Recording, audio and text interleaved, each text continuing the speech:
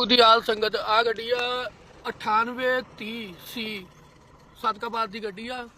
Cement load ਆ ਜਾਮ ਸ਼ੋਰਾ toll plaza ਤੇ ਅੱਜ ਤੋਂ 2 ਮਹੀਨੇ ਪਹਿਲਾਂ ਲੱਗੀ ਦੀ। ਇਸ ਗੱਡੀ ਦਾ ਇੰਜਨ ਚੋਰੀ ਹੋ ਗਿਆ ਖੜੀ ਗੱਡੀ ਦੇ ਵਿੱਚੋਂ। ਕਿਹਦੇ ਟੂਲ ਪਲਾਜ਼ਾ ਵਾਲਿਆਂ ਦੀ ਗੱਲਾਂ ਬਾਤਾਂ ਨੇ ਸਾਨੂੰ ਕੋਈ ਨਹੀਂ ਪਤਾ। ਨਾ ਤਾਂ ਇਹ ਮੋਟਰਸਾਈਕਲ ਦਾ ਇੰਜਨ ਹੈਗਾ, ਨਾ ਤਾਂ ਇਹ ਜਨਰੇਟਰ ਦਾ ਇੰਜਨ ਹੈਗਾ। ਕਿਹੜਾ ਕੋਈ ਕੱਢ ਕੇ ਲੈ ਗਿਆ, 4 ਨਾਟ ਖੋਲ ਕੇ ਪਤਾ ਨਹੀਂ ਪਿਆ। ਇਹਨੂੰ ਚੇਨ ਕੁੱਪੀ ਨਾਲ ਇੰਜਨ ਨੂੰ ਕੱਢਿਆ ਜਾਂਦਾਗਾ। ਫਿਰ ਵੀ ਟੂਲ ਪਲਾਜ਼ਾ ਵਾਲੇ ਕਹਿ ਰਹੇ ਨੇ ਕਿ ਸਾਨੂੰ ਕੋਈ ਮਾਲੂਮਾਤ ਨਹੀਂ ਹੈਗੀ ਇੰਜਨ ਕਿੱਧਰ ਗਿਆ। ਇਦਾਂ ਦੇ ਸਿੰਧ ਦੇ ਹਾਲਾਤ ਨੇ। ਜਾਮ ਸ਼ੋਰਾ ਟੂਲ ਪਲਾਜ਼ਾ ਗਾ, ਸਿੰਧ ਦਾ ਮਸ਼ਹੂਰ ਟੂਲ ਪਲਾਜ਼ਾ।